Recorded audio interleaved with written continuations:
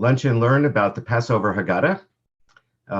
The talk I'm going to give today and also next week is going to deal with what I understand are elements of the Passover Haggadah and the Seder that particularly relate to the situation we're dealing with now in 2020 America with the coronavirus and everything else. So what I want to do is show how this is really the best time, or I don't know the best time, but the Passover Seder is one way to express our anxieties and our hopes during this time. So what I'm going to do is I'm going to share with you a PowerPoint presentation that I prepared. And okay, let's see, I gotta make it, so I forgot to do slideshow. View slideshow, how do you do slideshow? Well, anyway, you can see the Jewish irony, Passover canceled because of a plague. Does everybody see that? Okay, so it's kind of a meme that's going around. Oh my God, Passover talks about plagues, and now we're not going to have Passover because of a current plague. So what I want to suggest is that's not necessary, and neither is this. So this is this is a picture that is actually several years old. For those of you who don't know about the crazy Jewish custom of putting tinfoil all over everything in the kitchen to make sure it's all kosher for Passover, and our plates don't come in contact with the ordinary counters that we use all year long. So some people cover their entire kitchen with tinfoil, and this was kind of making fun of that by putting the entire living room in tinfoil. And today, with the coronavirus out there, we may feel like we need to disinfect ourselves and enter this kind of disinfected environment, much like the way we would get rid of chametz on Passover. So again, that's, I think, an interesting parallel, although I don't recommend putting tinfoil on everything in your living room, or even, in my opinion, you don't really need to do that in your kitchen either to have a kosher Seder. But that's a topic of another discussion.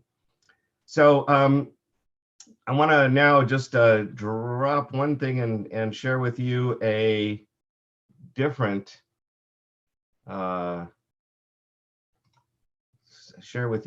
thing from one of my teachers, Eliezer Diamond from JTS. So he posted on his Facebook page this idea about the plague, and here's what he said. Someone just shared some dark humor with me. What if Pesach is canceled this year because of a plague? Like every good joke, this one contains a deep truth.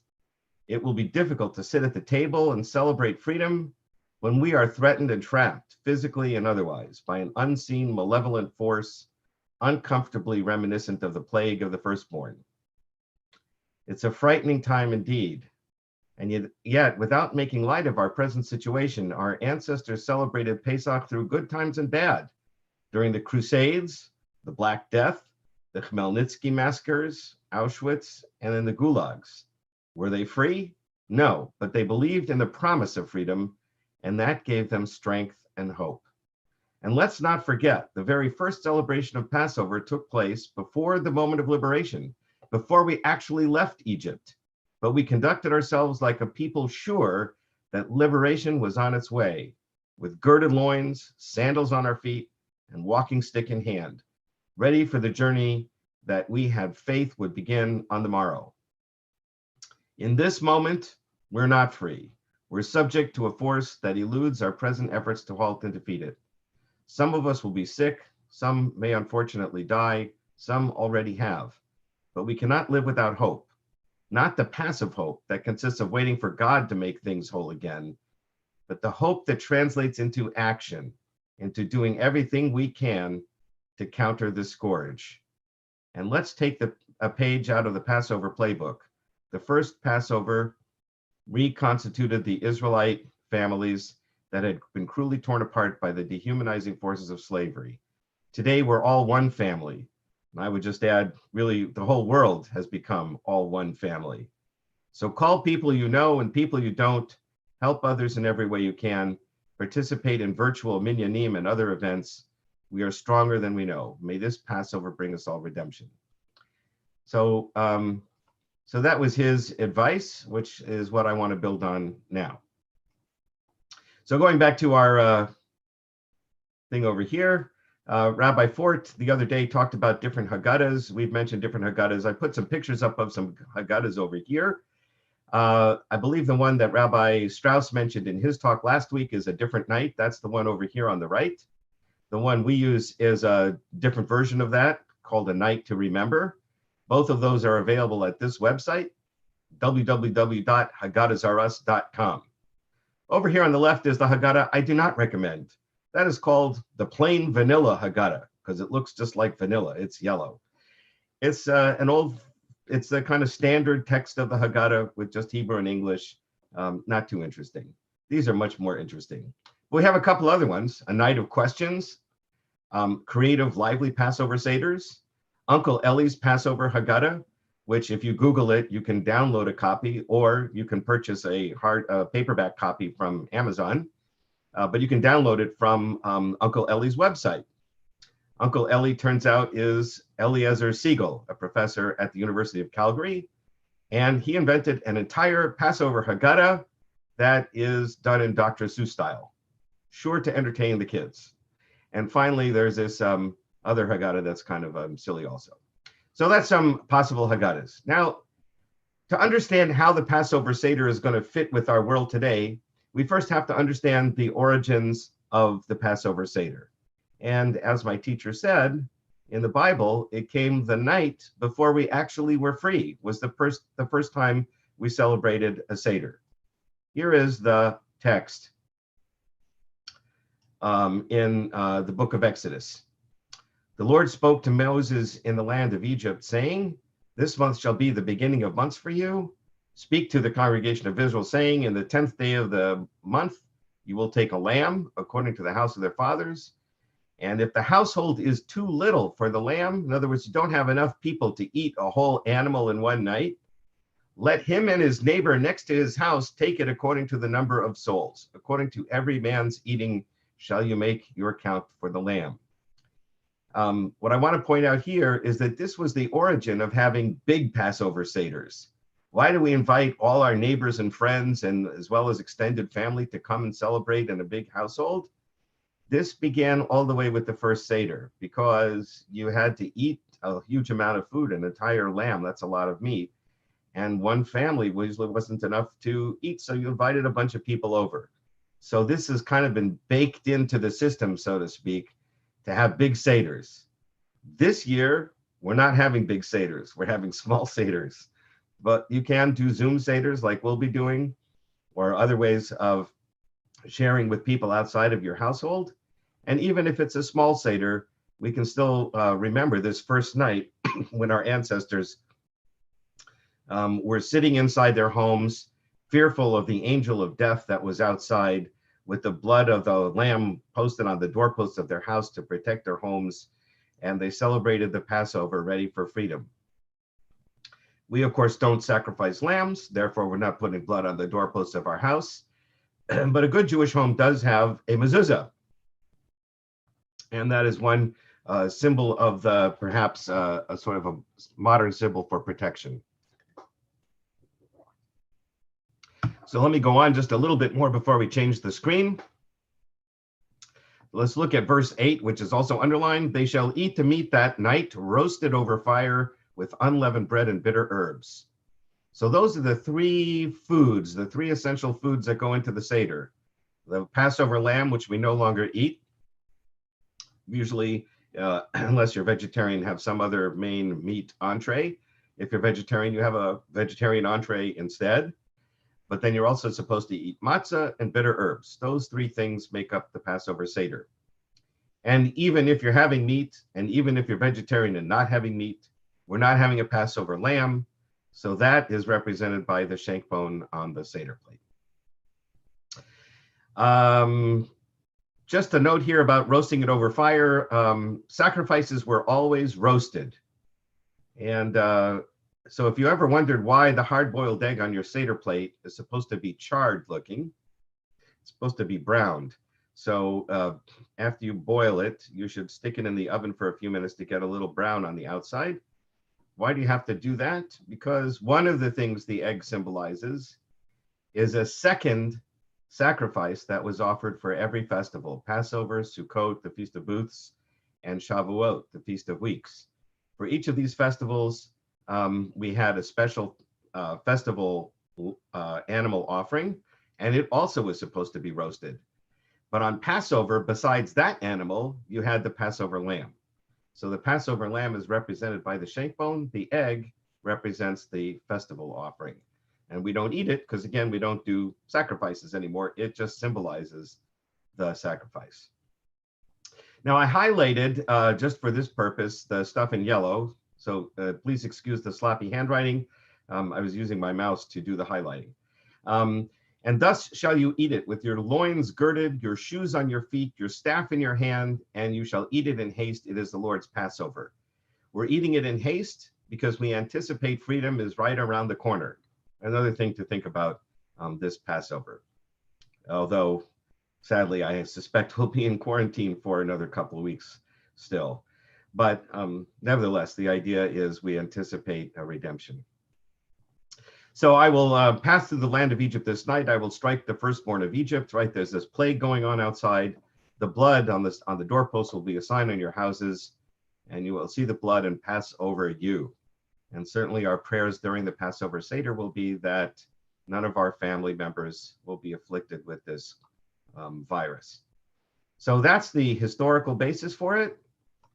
Now, many of you know Seder means order. And one of the first things you do at the Seder is you mention the order of the Seder, or you sing it. Here are the elements of the Passover Seder in Hebrew and then in English letters. Kadesh is the kiddush you say over the wine. Urchatz is the first hand washing. Karpas is the parsley or whatever you do for hors d'oeuvres, a vegetable that you dip in salt water. Yachatz is breaking the matzah. Magid is telling the story. Rachza is a second hand washing. Before motzi, eat the matzah, and then you start the meal. Oops. At the matzah, then you have the bitter herbs. You make the Hillel sandwich, and then you eat the meal. That's Shulchan Aruch. Safon is the afikomen. You eat the afikomen. Safun means hidden. So the afikomen is hidden during the Seder, and then you find it and you eat it. And then you do Hallel, which is some praises to God, and you conclude the Seder. That's the ordinary order of the Seder. Here's a special order of the Seder for this year. Kadesh, blessing the wine. Urchatz, washing your hands. Eating the karpas, the vegetables. Washing your hands again. Breaking the matzah, washing your hands again. Magid, telling the story, washing your hands again. Having some matzah, washing your hands again, and so on. After every element of the thing, we can wash our hands in celebration of this special year. I did say I was going to have a little bit of sense of humor. I hope people are laughing out there. Okay, this is another way to look at this elements of the Seder with emojis. Okay. And then we get to the 4 questions. So, by the way, down at the bottom of the page, this is the website that Rabbi Fort mentioned in her talk. If you want to get a Haggadah or you want to make your own, go to that website, www.haggadot.com, and they've got everything you need to put your own Haggadah together. You can make your own. It's got a lot of wonderful materials. So I got this picture from that website. So this is the 4 questions. Let me explain, though, what the 4 questions are for. The rabbis felt, I didn't show you the verse in the Bible. It says you're eating this meal, and then your children are going to ask you, what does this mean? Why are we doing these special foods? What is this celebration about? They ask you, what is this, or why are we doing this? And then it says you should tell your children it's because of what God did for us when we came out of Egypt. So based on that question and answer, your children are going to ask you, why are we doing these things? And you answer them. The rabbi said that also is an important element of what goes on at the Seder. Somebody has to ask a question. And so they said, if you don't have questions to ask, we'll write some up for you. And they came up with this formula of 4 questions. I did this in a sermon last year, I think. Done it from time to time. I'll give you a secret. You don't need to ask the 4 questions. If you have little kids at the Seder, by all means, you want them to sing the 4 questions. It's written especially for them. It's written for kids who are not able to think of their own questions yet. So you give them questions to ask at the Seder so they have a part, they feel part of the service. And it's a formula that they can sing, and we can all be proud of them for having learned it. But if you only have older people at the table and everybody's embarrassed, because in my family, it was always the youngest child who had to do the 4 questions, and that was sometimes me. And after I got older, like, I'm in high school now, why should I be doing the 4 questions? I'm not 5 years old anymore. So if this is the situation in your Seder, you don't have to do the 4 questions. I say this every year, and then people come up to me afterwards and say, Rabbi Morgen, how can we not have a Seder without the 4 questions? Okay, fine, you can do the 4 questions. You can also do Uncle Ellie's 4 questions, which is very funny. It's Dr. Seuss style, or do some other version. But in any case, here they are. They're questions, and they ask questions about the thing at the Seder. But remember, the important thing is asking a question, and particularly this year, I think an important question for us to ask at our Seders is, why are we doing this? What does this mean to us tonight, this year, with all that's going on in the world? Do we feel like we're coming out of Egypt? Are we still in Egypt enslaved? When will we get out? What can we do to help us get out? I'm reminded, by the way, of the story. First of all, of course, God did not go to Pharaoh himself and say, let my people go.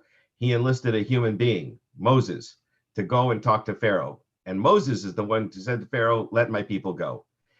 This teaches us an important lesson in itself. Miracles don't happen on their own. Human beings are necessary to be God's catalyst, to be God's hands and feet, to make things happen. If we want to help save our world right now, we need to follow the advice of our medical authorities and do the things we need to do to prevent this virus from spreading.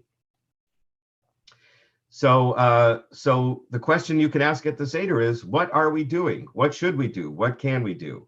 And so on. What can we do in the meantime? How can we reach out to people? These are questions you can ask at your Seder, because after all, you're making the Seder meaningful for the world that we live in. After the 4 questions come the 4 sons. So these are 3 examples of the 4 sons. The one over here on the left is from the Shik Haggadah. I think it's SYZK, something like that. Famous Jewish artist. They're done like playing cards. Also, I love this one because I like the Marx Brothers. So this is the Marx Brothers as the 4 sons. Groucho's the smarty pants. And Harpo is the one who doesn't know how to ask because he doesn't talk. In any case, and then here's emoji 4 sons or 4 children. By the way, it doesn't have to be sons. You can make it children. What is the purpose of this in the Haggadah? This is to teach us that now that we're into a discussion, we want to make sure that everybody at the table feels part of this program. So you have to think about who's at the table, what is their interest, what is their emotional interest, what are their intellectual abilities, a whole gamut of things, and try to find something that entertains every single person, that brings everybody into the Seder. Now, I have to tell you, unfortunately, this year, since we're doing a Zoom Seder, and we're very limited in how interactive we can be, we're going to try and give out some parts in advance when you sign up for the Seder for our first night. We'll hand out some parts, but we only have a few parts to give out. So we will try to make it somewhat interactive, but I hope that people will feel like they're engaged, because we will be offering a variety of different kinds of things to make it hopefully interesting for everybody. But that is the purpose of having the 4 sons in here, is to remind us that there's different people sitting at the table, and we need to find a way to make the Seder relevant for each person. Okay, that's that. Now we're going to go to... so right after the 4 sons comes this part of the Haggadah where it says, It is this pact, this agreement, which has upheld our ancestor for us, for not just once have people risen up against us, but in every generation there are oppressors who arise to annihilate us. This is one version of the story. I just picked this one out to put together the PowerPoint. Different Haggadahs translate the text differently or explain the text differently. But the idea is that in every generation, God saves us from calamity. And here I want to just point out that oppressors do not have to be human beings. Certainly with the Khmelnytsky massacres and in others, certainly in plagues in the Middle Ages when they blamed the Jews. So unfortunately, there were people who were after us besides the plague. This year, certainly the main oppressor is not a human being. Oppressors don't have to be human beings. They can also be diseases. They could be hurricanes. They could be earthquakes. Whatever it is that threatens our lives or ability to live free and happy, these are oppressors. And in every generation, there seems to be some challenge, not just against the Jewish people, but certainly in this case, against all of humanity. But we have faith and confidence that this too, we shall overcome. Now, as you know, we have 4 cups of wine. They represent the 4 verbs that God used, and you can see the Exodus 6:6. You can look up the verses. They represent the 4 verbs that God used to describe how he was going to take us out of Egypt. He will bring us out, he will rescue us, he will redeem us, and he will take us to be his people. 4 cups of wine. But as you know, we diminish those 4 cups of wine when we recite the plagues.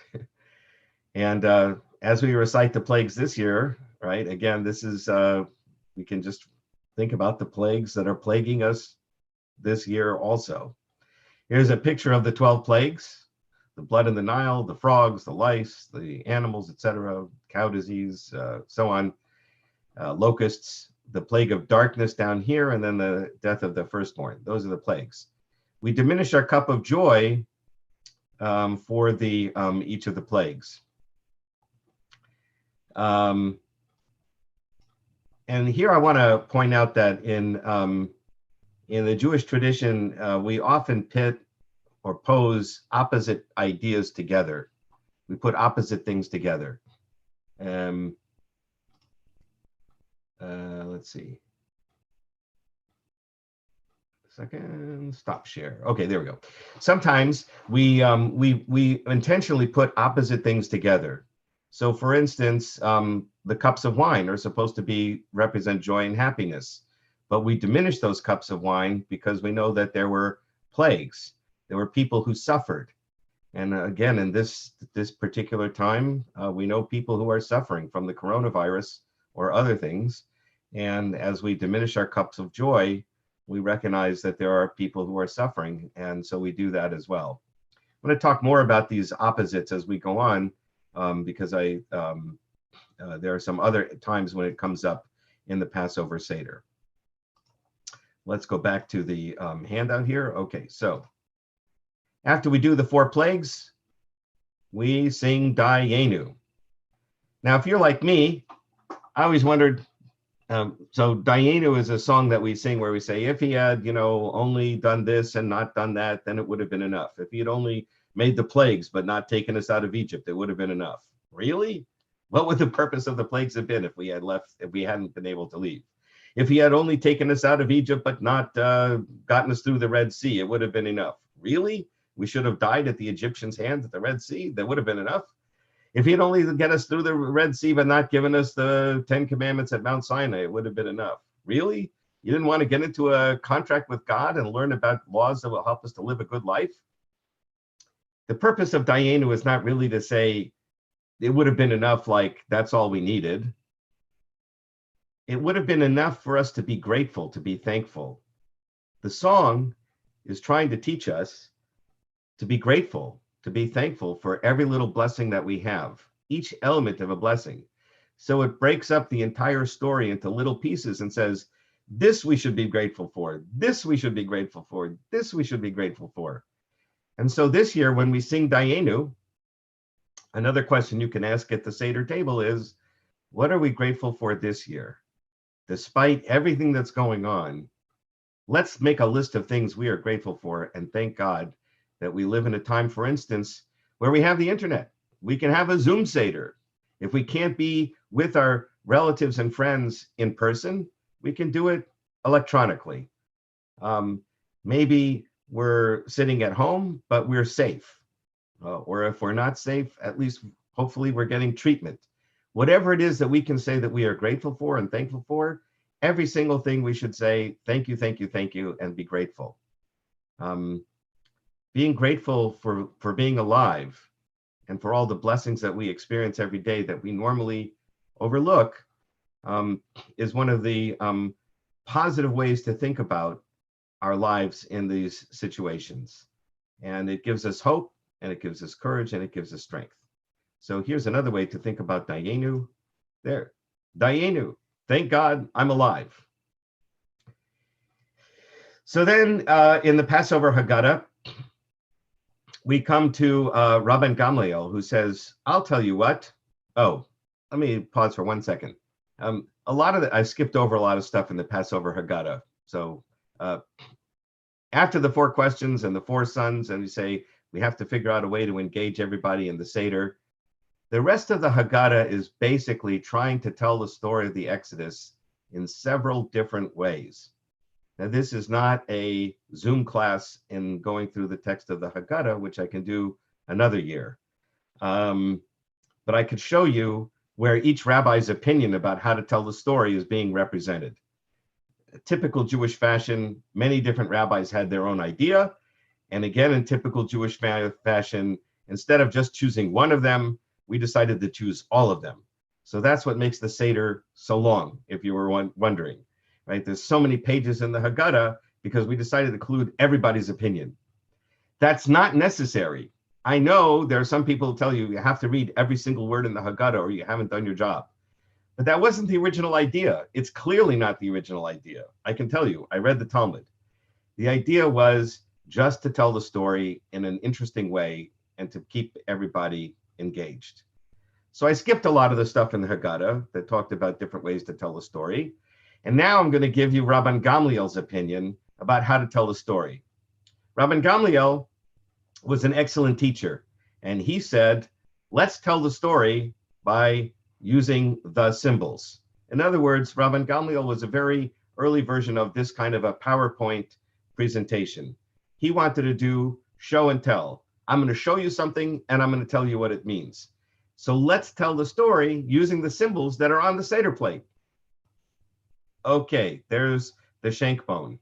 And as Rabbi Fort said, it doesn't actually have to be a shank bone of a lamb, certainly. In fact, I understand that Chabad particularly uses chicken necks. This is what I was told, because they don't want anybody to think that they actually sacrificed a lamb for Passover. So they want to use a bone, but not anything that people would think, get the mistaken idea. They used a lamb. Hopefully somebody will correct me if I'm wrong about that. But in any case, it doesn't really have to be a shank bone. Anything that symbolizes that can be fine. And as Rabbi Fort said, you could even use a vegetable like a beet if you're vegetarian. One year we didn't have a shank bone, and I went out and bought a rubber bone that was like a doggy toy and put that on the Seder plate. It's a symbol, that's all. It's just a symbol. So, and of course, the symbol here is the lamb, which represents freedom, right? It was the lamb's blood that was put on the doorposts that saved us from the plague at the time and was the beginning of our redemption. So it's a symbol of freedom. On the other hand, romaine lettuce, which Rabbi Fort mentioned, is an excellent choice for the bitter herbs. It's considered a little bit bitter enough. So romaine lettuce represents the bitterness of slavery and freedom. So here again, you're seeing the two opposite ideas, slavery and freedom. Slavery with the bitter herbs, freedom with the Passover lamb, and we're putting both of those two things together on the Seder plate. So the very same night that we're celebrating our freedom, we're also we're also remembering that we were in fact slaves. We were in trouble. Oh boy, somebody's doing some work outside my yard. I hope that's not being picked up on my microphone. Okay, so then another item on the Seder plate is the charoset, this fruit nut chutney. Let me tell you what this charoset is supposed to do. As Rabbi Fort mentioned, many people suggest that the charoset is supposed to represent the mortar that was between the bricks that the Israelites had to use to to build the storehouses in Egypt. And so the mortar would seem to represent an element of slavery, and yet the charoset is actually always sweet. Every single recipe for charoset always uses fruit, which means it's going to be sweet. So why are we using something sweet to represent the mortar, which is reminding us of slavery? Doesn't make sense. The truth is that the original idea of charoset was to dip the bitter herbs in. So you're dipping the bitter herbs in the charoset. Whenever you eat the bitter herbs, you should always have it with a little bit of charoset. And the reason for doing that is to help the bitter herbs go down. Just like Mary Poppins used to sing, a spoonful of sugar helps the medicine go down. So we want to remember the bitterness of slavery, but we want to be able to tolerate it. We want to be able to, it shouldn't ruin our lives. So you dip it in a little sweetness, so it removes some of the bitterness of the slavery. So that's the reason for having the charoset on the Seder plate. You guys picked a great time to work on my yard. Okay. Finally, on the Seder plate, I want to talk about the matzah. And you will notice that matzah has two sides. I always say this every year, so if you've heard it before, I'm sorry. The matzah is a two-sided sheet of bread, so to speak. And symbolically, it represents both sides of the Passover experience. Because at the beginning of the Seder, we hold it up and we say, Hal lachma anya. We take the broken piece and we say, this is the bread of affliction that our ancestors ate in Egypt. Only half a loaf, right? The broken piece of matzah is the bread of poor people. Don't get a whole loaf of bread. But now, when it comes to Rabban Gamliel, he doesn't say that. He says that matzah represents our freedom, because when we left Egypt, we left in such a hurry that the dough didn't have time to rise, so we ate only unleavened bread. So there's two sides to the matzah. It represents both the slavery, the poor person's bread, and the freedom, the bread that we ate in haste because we didn't have time to let the dough rise. And if you're Cookie Monster, it could represent cookies. After that, we sing hallelujah. So we give thanks to God for all of the wonderful things that God has done for us. And we sing two psalms of praise to God. Again, this is an opportunity for us as we're sitting at our tables, despite everything else that's going on, to remember the good things in our lives and to praise and thank God for the good things. Toward the end of the Seder, we open the door for Elijah. So when we open the door why are we opening the door for Elijah? The holiday of Passover was always considered a time of particular redemption for the Jewish people, a time when we were freed from Egypt. And so we remember good things, and we anticipate that other good things might happen on the same day. And the ideal good thing that would happen is that the Messiah will come and will usher in the Messianic era when people will no longer hate each other, they won't fight with each other, they'll love each other, they'll take care of the planet, and we'll all live happily ever after. That's the Messianic era. So the ultimate redemption, the time of redemption for all humanity, there was an idea in the Jewish world, maybe this will happen during Passover, who knows? And before the Messiah comes, there was this idea that the prophet Elijah would come back to tell us who he is. So at this particular moment, there's this idea that we open the door to welcome Elijah. This is the children's version. Here's an adult version. I like this one very much. We're opening the door and seeing God's beautiful earth out there and imagine a world at peace. Now, as we open the door in the Haggadah, there's also a statement that we say, pour out your wrath. So this was originally written or added to the Haggadah during the time of oppression of the Jews, the blood libels in Europe. There were some groups that were saying that the Jews used blood to make their matzah. They would sacrifice human beings to use their blood to make matzah. A really disgusting, horrible thing.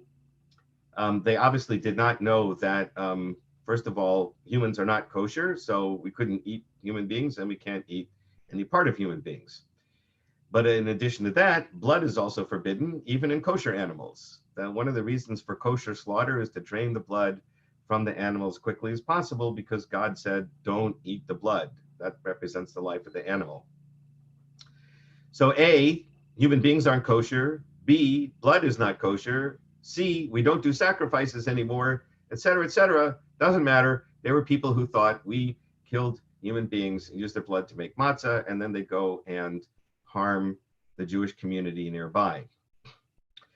So as a result of that, in response and in somewhat anger, Jews would open their doors and, so to speak, shout out, we're all brave now, this night of redemption, and shout out, pour out your wrath, God, on these people who hate us.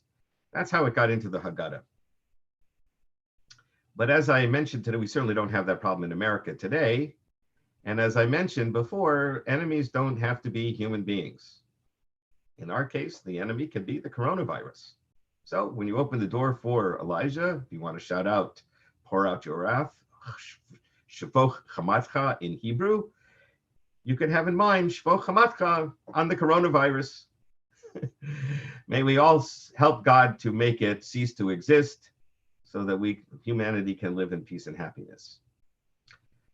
I wanted to conclude today's episode here with a couple of funny remarks. This has been somewhat of a serious thing. Jews have always had a sense of humor. Certainly the book of Esther, as I've mentioned before, is a funny book, even though it talks about a very serious event, the potential destruction of the Jews in Persia, but it's told in a very humorous fashion. And we celebrate the holiday of Purim in a very humorous fashion, dressing up in costumes, making noise every time Haman's name is mentioned, as if we're watching some kind of old silent movie where the villain comes out and everybody says boo, right? And so whenever Haman's name is mentioned, we say boo, or we make some other noise to indicate how much we hate him. It's told in a very funny way. Jews seem to have a sense of humor. You might say maybe it's a defense mechanism. Sometimes when things are difficult, the best defense is to have a sense of humor about it. I definitely believe that.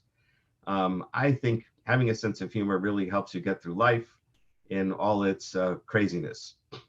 And it's just fun, it's better to laugh than to cry. Well, sometimes crying is important too, but laughing helps us to feel better. Smiling certainly makes us feel better. So Jews have a sense of humor. And I think despite everything going on, we should maintain a sense of humor. So here's a couple of items. You may have seen this going around. This is in Hebrew. It says, Segur l'regel shiputzim. It's a picture of the globe. And on top in Hebrew, it says, temporarily closed for repairs. Right? The world is closed for repairs. This is circulating, one of the things that's circulating in Israel right now. The coronavirus prevention spray. Coronavirus prevention spray, the back of the throat as needed. It's a bottle of Jack Daniels. In this case, you want to get kosher for Passover alcoholic beverage. So there are a number of them out there. Vodka, if it's made from potatoes, and you can check with the other sources for kosher alcoholic beverages. If nothing else, you could use Manischewitz wine. It tastes like mouthwash anyway, or cough syrup. So gargle with Manischewitz wine, and maybe it'll help. I'm not a doctor. I'm not really sure. This I thought was very funny. It's only a quarantine if it comes from the quarantine region of France. Otherwise, it's just sparkling isolation. And so to conclude, and then if there's any questions, I can answer questions. I just want to conclude with this one that I saw. floating around the internet, which I think is a happy way to end. Going outdoors is not canceled. Listening to music is not canceled. Quality time with our families is not canceled. Reading a book is not canceled. Sharing with friends is not canceled. Singing out loud is not canceled. Laughing has not been canceled. Sharing hope with others has been not canceled. Let's embrace what we have. Or as we say in Jewish, dayenu. It would be enough if we had these. And we should give thanks and praise to God for all the things that we do have, despite what's going on in the world. Okay, are there any questions?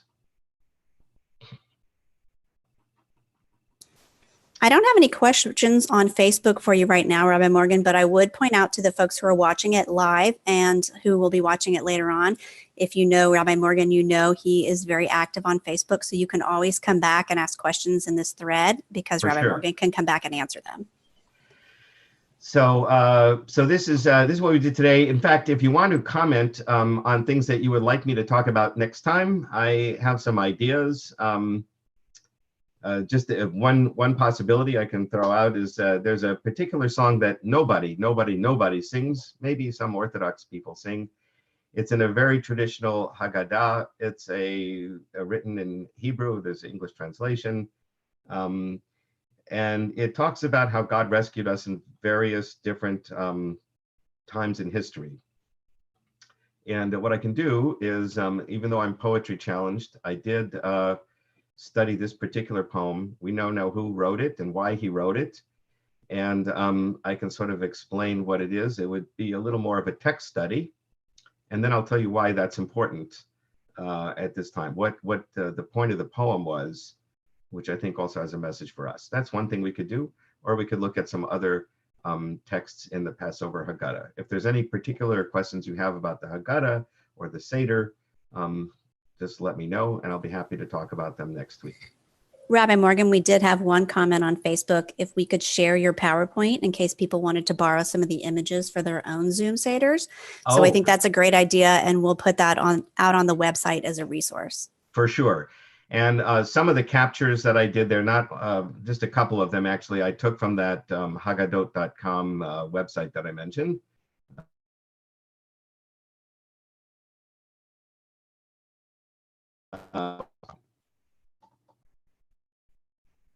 Any other questions? That's all I've got from Facebook. Okay, so let's be sure to celebrate Passover. I think it's a very, very meaningful holiday this year. We should not pass over Passover. Have a good and happy Passover.